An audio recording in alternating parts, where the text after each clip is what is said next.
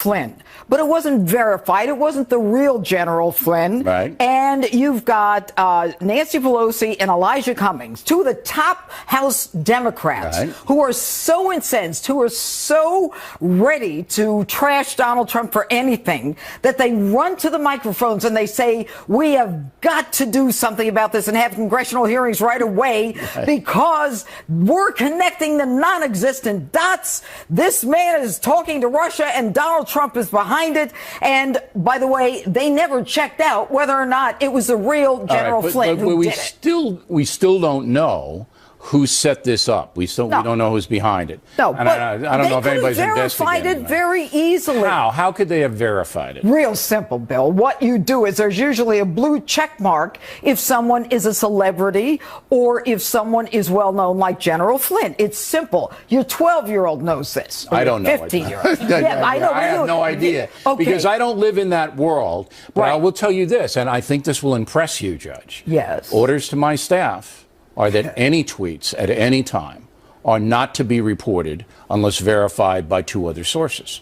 Okay. So we have never gotten in trouble with fake news. We have never been faked out. We have never used anything off a Twitter account at all unless we can independently verify it from somewhere else. And that's because you don't have an agenda. You are interested in sources. No, that's because I'm a Luddite. I don't know anything about it, and I don't trust it. But think about it, Bill. But they wanted it to be true. He is the ranking member of House Oversight and Doesn't Government make any Reform. sense, right? And he wants to have hearings on this. This is Cummings you're talking about. I'm talking about Elijah Cummings. Right. But Elijah would want to have hearings on this segment. He'd want to deport you and me. That's what a zealot and a fanatic he is. Yeah, and not the people who are not working today because they're illegals, and you know. All right, let's not get into it. So the outrage of the week is, according to Judge Pirro, is that this fake tweet was picked up by two very powerful House members and used as a hammer to go after Donald Trump. Right.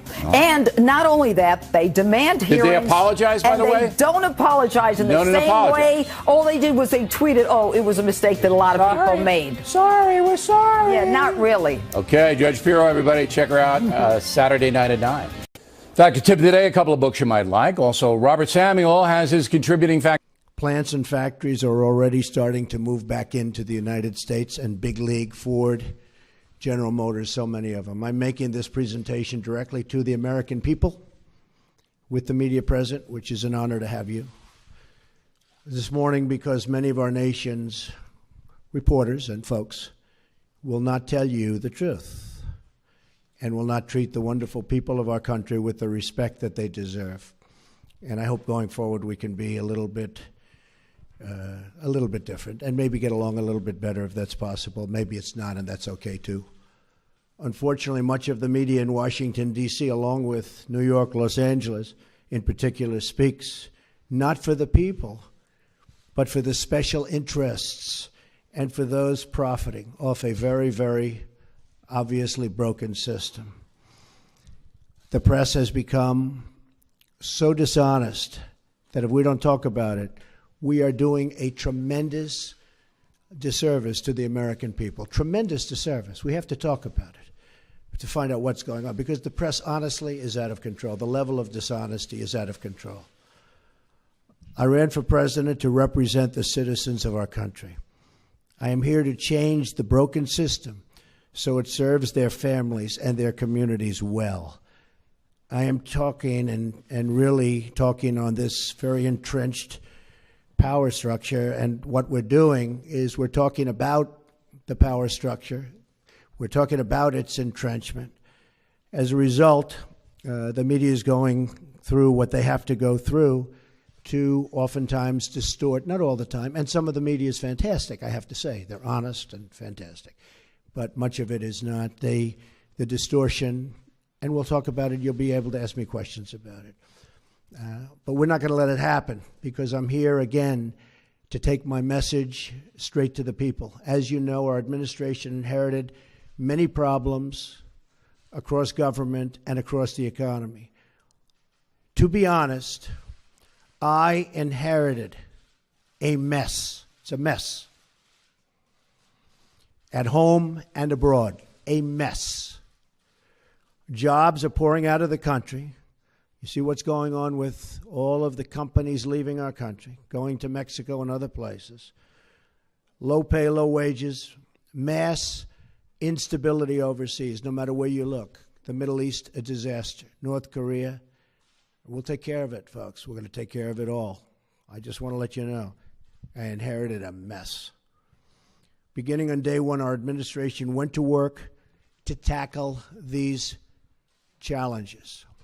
On foreign affairs, we've already begun enormously productive talks with many foreign leaders, much of it you've covered, to move forward towards stability, security, and peace in the most troubled regions of the world, of which there are many.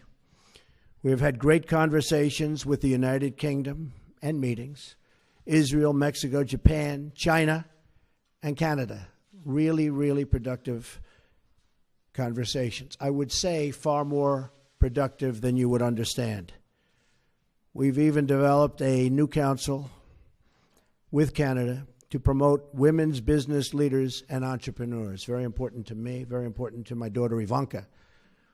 I have directed our defense community, headed by our great general, now Secretary Mattis. He's over there now working very hard to submit a plan for the defeat of ISIS, a group that celebrates the murder and torture of innocent people in large sections of the world. It used to be a small group. Now it's in large sections of the world. They've spread like cancer. ISIS has spread like cancer. Another mess I inherited. And we have imposed new sanctions on the nation of Iran, who's totally taken advantage of our previous administration. And they're the world's top sponsor of terrorism. And we're not going to stop until that problem is properly solved. And it's not properly solved now. It's one of the worst agreements I've ever seen drawn by anybody. I've ordered plans to begin for the massive rebuilding of the United States military. I've had great support from the Senate. I've had great support from Congress generally. We've pursued this rebuilding in the hopes that we will never have to use this military. And I will tell you, that is I would be so happy if we never had to use it. But our country will never have had a military like the military we're about to build and rebuild. We have the greatest people on earth in our military, but they don't have the right equipment, and their equipment is old. I used it. I talked about it at every stop. Depleted. It's depleted. It won't be depleted for long. And I think one of the reasons I'm standing here instead of other people is that, frankly, I talked about we have to have a strong military. We have to have strong law enforcement also. So we do not go abroad in the search of war.